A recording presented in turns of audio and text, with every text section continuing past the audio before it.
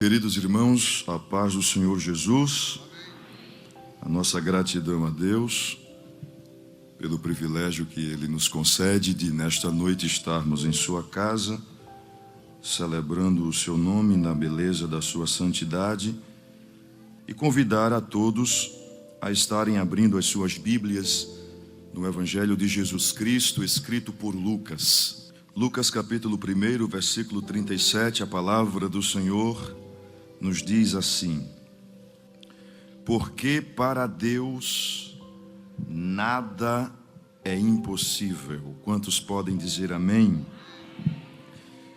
Meus queridos irmãos, esta expressão, ela foi dita pelo anjo Gabriel a Maria no dia da anunciação do nascimento de nosso Senhor e Salvador Jesus Cristo. O contexto nos informa que Deus enviou o anjo Gabriel a Nazaré, uma cidade da Galileia, à casa de uma virgem chamada Maria.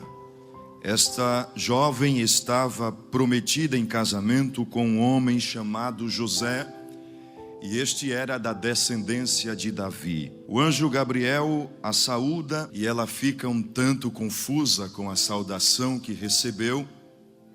Então o anjo começa a explicar o motivo da sua visita, que ela havia encontrado favor diante de Deus, que ficaria grávida e daria à luz um filho e o chamaria Jesus. Maria perguntou, nos diz aqui o contexto das Escrituras, como isso seria possível, visto que ela nunca teve relação com homem algum. Então o anjo Gabriel lhe explicou que o Espírito Santo viria sobre ela, e o poder do Altíssimo a cobriria, e o bebê que nasceria seria santo, e seria chamado Filho de Deus. Na ocasião, Lucas registra este momento em que o anjo Gabriel traz uma informação para Maria, dizendo que a sua prima Isabel estava grávida, mesmo com a idade avançada. As pessoas diziam que ela era estéril, que ela era velha e que jamais abraçaria um filho, mas já era o 6º mês da sua gestação. E o anjo Gabriel ajuda Maria a entender o plano de Deus para a sua vida, quando aqui no versículo de número 37 ele diz: porque para Deus nada é impossível. Será que a igreja pode dizer esta palavra, esta expressão esta noite? Vamos dizer bem forte, diga: porque para Deus nada é impossível. Quantos diz glória a Deus? Aleluia. Meus amados, todas as vezes que estamos atravessando um momento de dificuldade, nos lembramos desta verdade bíblica, que o nosso Deus é o Deus do impossível. Amém? Todas as vezes que nós estamos atravessando um momento de dificuldade, o Espírito Santo nos lembra esse texto sagrado. Às vezes sabemos de alguém próximo a nós que está passando por um momento de dificuldade e somos impulsionados pelo Espírito Santo a dizer esse texto, a mandar uma mensagem, a fazer uma ligação. O fato é que quando estamos em um momento de apuros, nós lembramos: eu sou servo de um Deus que é o Deus dos impossíveis. Quantos podem dizer glória a Deus? E é interessante notar, e quero trazer aqui nesta meditação, esta observação, que em algumas versões esse texto ele é apresentado de forma diferente. A Nova Versão Internacional e a Nova Versão Transformadora fica bem próximo do nosso texto aqui na Almeida Corrigida, que a maioria dos irmãos estão usando aqui nesta noite. Nestas duas versões, este mesmo texto diz: pois nada é impossível para Deus. Agora, na Almeida Revista Atualizada, esse texto ele é trazido da seguinte forma: porque para Deus não haverá impossíveis em todas as suas promessas. Ou seja, dentro do contexto que já relatei pela Escritura, o texto sagrado nesta tradução, nesta versão aqui, está nos fazendo lembrar que a vinda do Messias, do prometido de Israel, estava profetizado por Isaías através de uma virgem. Ele viria através de uma virgem. E isto aos olhos humanos é impossível. Isto aos olhos humanos é inconcebível. Uma virgem conceber, uma virgem dar à luz a um filho. Mas para Deus não haverá impossíveis em todas as suas promessas. Tudo aquilo que Deus promete é firme. Tudo aquilo que Deus promete é seguro, porque está escrito que Deus não é o homem para que minta, nem filho do homem para que se arrependa. E mais, Ele é poderoso para tornar real aquilo que aos nossos olhos é impossível. Se nesta noite você está aqui e goza de uma promessa de Deus e o contexto é desfavorável, levanta a tua cabeça, porque o teu Deus é o Deus do impossível, e Ele, quando promete, Ele tem o poder, porque não haverá impossíveis em todas as suas promessas. Se você recebe esta palavra de Deus, glorifique o seu nome esta hora. Glória a Deus.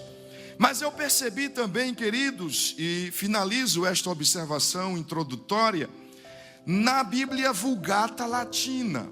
E quando a gente traduz esse mesmo texto do latim para o português, esta expressão de Lucas 1:37, ela nos é apresentada da seguinte forma: nada é impossível com Deus. Você pode repetir isto? É muito lindo, é muito forte para a nossa meditação. Diga assim: nada é impossível com Deus. Ou seja, com Deus todas as coisas são possíveis, porque Ele é poderoso para tornar o impossível possível. Eu vou repetir: com Deus todas as coisas são possíveis, porque Ele é poderoso para tornar o impossível possível. E é sobre isto que desejo meditar com a igreja do Senhor esta noite, sobre as impossibilidades que somente Deus pode tornar possível. E a palavra de Deus nos revela algumas impossibilidades na ótica humana, na perspectiva humana. A Bíblia nos mostra que, no livro do Gênesis, a queda de Adão e Eva no pecado separou a coroa da criação, o ser humano, do seu Criador. O ser humano foi destituído da glória de Deus, separado da sua presença. A queda de Adão e Eva no pecado introduziu o pecado no mundo, e pelo pecado a morte. Todos os seres humanos nascem debaixo desta lei, a lei do pecado. Por isso que todos estão sentenciados à morte física, porque a morte física é a recompensa dos pecadores. Paulo escreve aos Romanos no capítulo 6 e o versículo 23, dizendo que o salário do pecado é a morte, mas o dom gratuito de Deus é a vida eterna. E nesta condição, o ser humano estava destinado a uma vida eterna separado do seu Criador, a menos que conseguisse conquistar a reconciliação com Deus, o perdão dos seus pecados. E quando olhamos para o Antigo Testamento, nós vemos que na antiga aliança, Deus escolheu para si um povo, e que através desse povo, ele seria conhecido diante das demais nações, o povo de Israel. Mas Deus precisava instruir este povo a perceber, a observar, a cumprir uma lei que aproximasse, fosse possível aproximar pelo menos um mínimo o povo de Deus, porque Deus é santo. Ele diz: sede santo porque eu sou santo. Ele não habita onde há o pecado. O profeta Abacuque diz que Deus é tão puro de olhos que ele não pode contemplar o mal.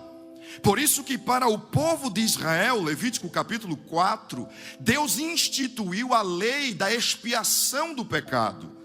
E o apóstolo Paulo diz na carta aos Efésios que nós, os gentios, estávamos separados da comunidade de Israel e estranhos aos concertos da promessa, não tendo esperança e sem Deus no mundo. Israel tinha o cerimonial, que fazia possível se aproximar um pouco de Deus, mas ainda estava muito distante daquilo que era necessário para gozar do primeiro momento que a criatura gozou com o seu Criador. E nós, os gentios, é que estávamos desesperados mesmos, porque não participávamos da comunidade de Israel, éramos estranhos aos concertos da promessa, não tínhamos esperança e estávamos sem Deus no mundo. Agora, a palavra expiação quer dizer expiar, reconciliar, pacificar, mas também significa cobrir. E no sentido de cobrir, nos dias de Israel, na antiga aliança, a expiação se voltava de forma bem resumida para que todos entendam, num sacrifício de um cordeiro, de um animal. E o sangue deste animal, ele cobria o pecado do povo, o pecado da nação. Mas o escritor da carta aos Hebreus, no capítulo de número 10, versículo 1, ele diz que a lei constitui apenas uma sombra, um vislumbre das coisas boas por vir, mas não são as coisas boas em si mesmas, que os sacrifícios eram repetidos todos os anos, mas nunca podiam purificar inteiramente o povo, pois se tivessem esse poder, já não precisaria existir, pois o sacrifício teria sido purificados de uma vez por todas o povo, e a consequência de seus pecados teria desaparecido. No versículo 4, o escritor da carta aos Hebreus, ele diz: pois é impossível que o sangue de touros e bodes remova pecados. A lei da expiação de pecado na antiga aliança, no povo de Israel, apenas cobria o pecado, mas não resolvia o problema do pecado, não resolvia o problema do homem com o pecado. Sendo assim, como é que o ser humano podia se reconciliar com Deus? Neste íntere aí da nossa meditação, até pode parecer que o diabo teve êxito no seu plano, fazendo a coroa da criação de Deus cair em transgressão, porque o homem não conseguiria, pelos seus próprios méritos, se reconciliar com Deus. O homem não conseguiria, pelos seus próprios méritos, obter o perdão dos seus pecados. Até porque a palavra de Deus diz que a justiça do homem é como o trapo da imundícia. Só que nada é impossível com Deus. O homem não podia se aproximar de Deus. E o que foi que Deus fez? Um dia Deus olhou para a terra e olhou para o seu povo Israel e viu Isaías e disse: Isaías, abre a boca aí agora, porque eu vou te dar uma palavra profética que daqui a 700 anos eu vou cumprir, mas eu quero que fique registrado agora. Isaías capítulo 7, versículo 14. E isto que eu vou dizer, Isaías, será o sinal da demonstração do meu eterno amor pela humanidade. Eis que uma virgem conceberá e dará à luz um filho, e será o seu nome Emanuel. Repita após mim: Emanuel. Você pode dizer outra vez? Diga: Emanuel. Aleluia, aleluia. Quando O anjo foi explicar a José o que estava acontecendo, porque, irmãos, pense comigo. O anjo só tinha conversado até então com Maria. Olha, Maria, você vai ter um filho que vai ser concebido pelo Espírito Santo. Sua prima Isabel está grávida, como sinal de que Deus é poderoso para cumprir este plano na sua vida. Quando Maria soube disso, Maria disse: então eu preciso ver com os meus olhos. Quando chega na casa da sua prima, o Espírito Santo compartilha com ela o mistério de Deus que estava começando a se desenrolar. E saúda ela dizendo: és bendita, mãe do meu Salvador. E as crianças mexem uma no ventre da outra. Só Maria e agora Isabel sabia do que estava acontecendo e mais ninguém. E Maria ficou na casa dela por cerca de 3 meses. Quando ela volta para casa, a barriguinha já estava evidente. E José era justo e não queria infamá-la. E no secreto resolveu romper o compromisso com ela. Só que o anjo do Senhor chegou a ele em sonho e disse: olha, José, o que está no ventre de Maria não é fruto de uma infidelidade, não é fruto do pecado, é a manifestação do poder de Deus. Ela concebeu do Espírito Santo, ela está gerando o Salvador da humanidade. E quando ele nascer, você chamará de Jesus. Aí Mateus abre um parêntese no seu registro e ele diz: tudo isso aconteceu para que se cumprisse o que foi dito da parte do Senhor pelo profeta, que diz: eis que a virgem conceberá e dará à luz um filho, e ele será chamado pelo nome de Emanuel. Aí ele acrescenta: Emanuel traduzido é Deus conosco. Somente Deus podia resolver o problema do pecado do homem. Somente Deus podia resolver a reconciliação do homem. E o homem, por causa do seu pecado, nem mesmo pelos seus méritos, tinha condição de se aproximar de Deus. Então Deus disse assim: então, já que o homem não pode vir, eu vou. E sabe como é que isto se chama? Amor. E o amor que Deus tem pela humanidade não é semelhante ao nosso, que é despertado porque no outro há alguma coisa que chame a nossa atenção. Em nós não havia nada que chamasse a atenção do amor de Deus, mas Ele quis nos amar. E aqui está a derrota do diabo. Ele quis te amar. Ele quis te amar, Ele quis te amar, Ele quis te amar. Como o homem não pôde se aproximar de Deus, Deus disse: agora eu vou me aproximar do homem. E o texto diz: nada é impossível com...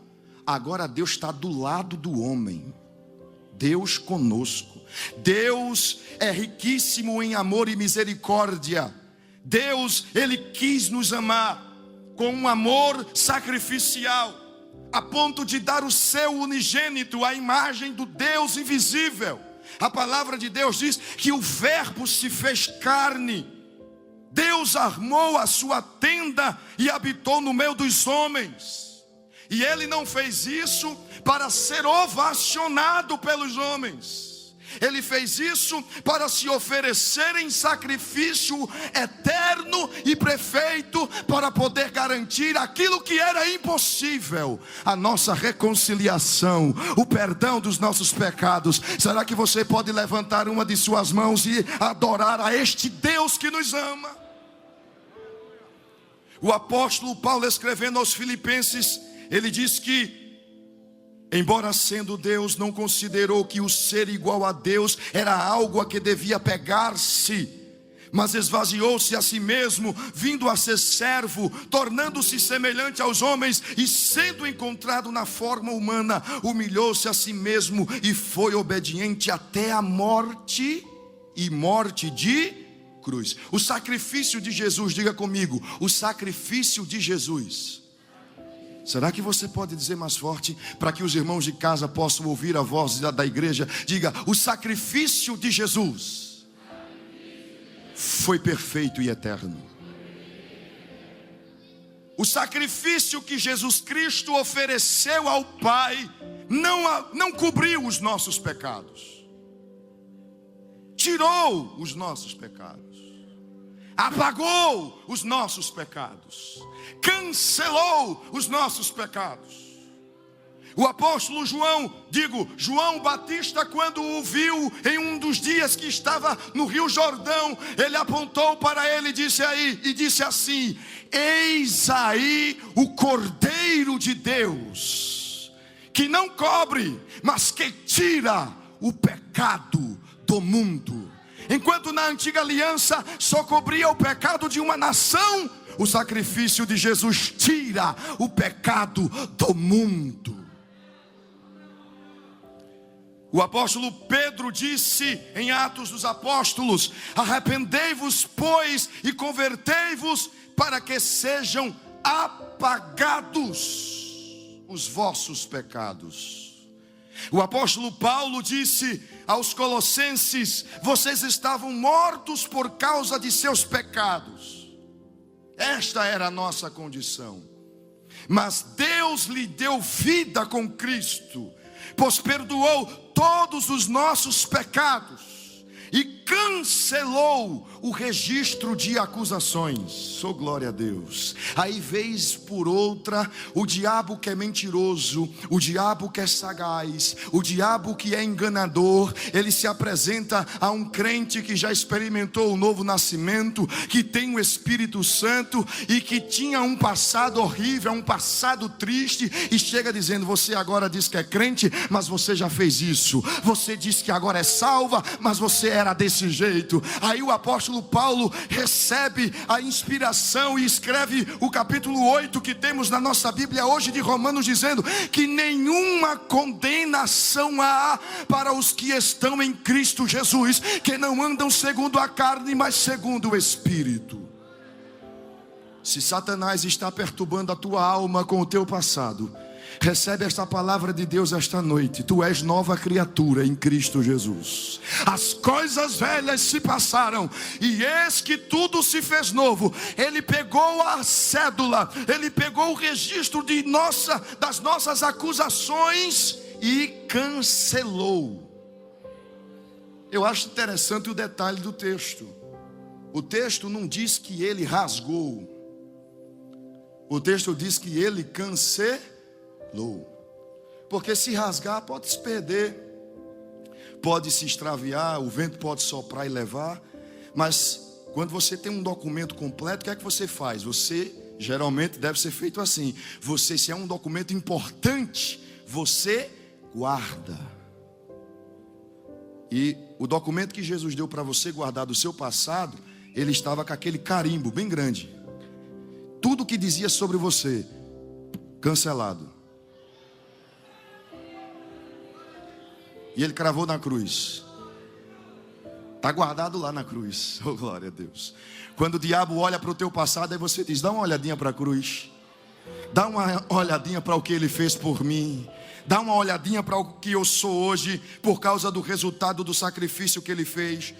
O apóstolo Paulo diz na carta aos Efésios que Cristo, com seu sacrifício, ele desfez a inimizade que havia entre Deus e o homem, e pela sua cruz ele nos reconciliou com Deus. É por isso que o escritor da carta aos Hebreus, ele continua no capítulo 10 dizendo: pois é impossível que o sangue de touros e bodes remova pecados. Por isso que quando Cristo veio ao mundo, disse: não quiseste sacrifícios nem ofertas, contudo me deste um corpo para oferecer. Não te agradaste de holocaustos, nem de outras ofertas pelo pecado. Então eu disse: aqui estou para fazer tua vontade, ó Deus, como está escrito a respeito de mim no livro. Primeiro Cristo disse: não quiseste sacrifícios nem ofertas, nem holocaustos, nem outras ofertas, nem te agradaste delas, embora sejam exigidas pela lei. Então acrescentou: aqui estou para fazer tua vontade. Ele cancela a primeira aliança a fim de estabelecer a segunda, pois a vontade de Deus era que fôssemos santificados pela oferta do corpo de Jesus Cristo de uma vez por todas. irmãos, queridos, o mistério da encarnação de Jesus Cristo é algo, me permita a expressão, fantástico. Porque eu não sei se você consegue imaginar Deus, esse Deus que a Bíblia descreve, eterno, imutável, soberano, grandioso, que se curva para ver os que estão nos céus e na terra. Imagine a grandeza dele, que é infinito, que está em todo lugar ao mesmo tempo. Aí, por amor a você e a mim, ele se limita a um corpo, para sofrer no corpo o castigo que hoje nos traz paz. Por isso que quando Jesus voltou para os céus, os seres não o reconheceram. Quem é este? Rei da glória. Porque ele saiu sem corpo, mas voltou com o corpo. E ele está assentado à destra de Deus com o corpo que a igreja vai ganhar no dia do arrebatamento. João diz na sua primeira epístola que o sangue de Jesus Cristo nos purifica de todo, não importa qual seja o teu pecado, não importa como você chegou aqui sobrecarregado, o sangue de Jesus Cristo já foi derramado, e ele é suficiente para tornar possível o que é impossível para você: reconciliar-se com Deus. Porque o sangue dele nos purifica de todo o pecado. Pelo seu sacrifício, nós que estávamos em uma rua sem saída, foi aberto agora um novo e vivo caminho. E hoje nós temos acesso direto à sala do trono. E hoje a gente, quando vai fazer menção ao que está sentado no trono, Jesus disse assim: vocês, quando se aproximarem dele, pode chamá-lo de Pai. Paulo recebe uma motivação maior e diz assim: pode chamá-lo de painho, paizinho, papai. Sabe quem é que está sentado no trono, que governa tudo e todos? O teu Pai. O teu Pai. E Jesus disse: e vós, sendo mau, sabei das coisas boas aos vossos filhos, muito mais o Pai Celestial não vos dará o Espírito Santo. Quantos têm o Espírito Santo aqui esta noite? Glorifique a Deus. Agora, meu amigo, você precisa receber este sacrifício que Jesus fez. Ele já realizou. Agora você precisa receber pela fé, porque Paulo escreve aos Romanos dizendo que se com a boca, se com o coração creres e com a tua boca confessares que Deus ressuscitou Jesus Cristo dentre os mortos, serás salvo. Você quer sair desta noite aqui com a sua salvação garantida em Cristo Jesus? Receba pela fé. Porque está escrito que todos quantos o receberam, deu-lhes o direito, o poder de serem feitos filhos de Deus. Quantos filhos de Deus estão aqui esta noite? Digam glória a Deus. Eu quero concluir esta meditação dizendo que Deus tornou possível a nossa reconciliação com Ele, a purificação dos nossos pecados. E eu lhe pergunto, o que a palavra de Deus nos questiona esta noite: se Deus foi poderoso para tornar possível a nossa reconciliação, haveria alguma coisa muito difícil ao Senhor? Será que você pode perguntar à pessoa que está mais próxima de você? Pergunte para ele: haveria coisa alguma difícil ao Senhor? Se Ele não poupou o seu próprio filho, mas antes o entregou por todos nós, como não nos dará também com Ele todas as coisas? Feche seus olhos agora e traga à sua mente a impossibilidade que está diante dos seus olhos. Talvez seja a decisão que a medicina, o diagnóstico que a medicina te deu. O médico disse: para sua enfermidade não tem mais jeito. Talvez você recebeu uma notícia que lhe deixou sem chão, talvez como Jairo, que chegaram para Jairo e disseram: Jairo, não incomode mais o mestre, porque a menina está morta.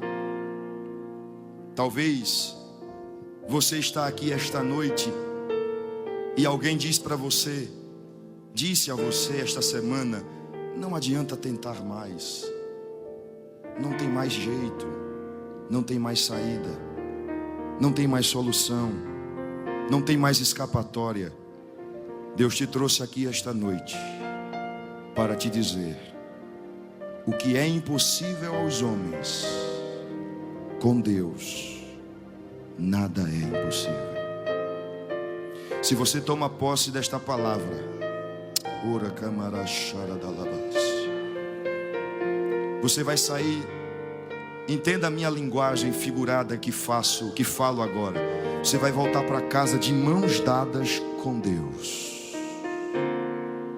porque com Ele nada é impossível. Aonde está a primeira vida?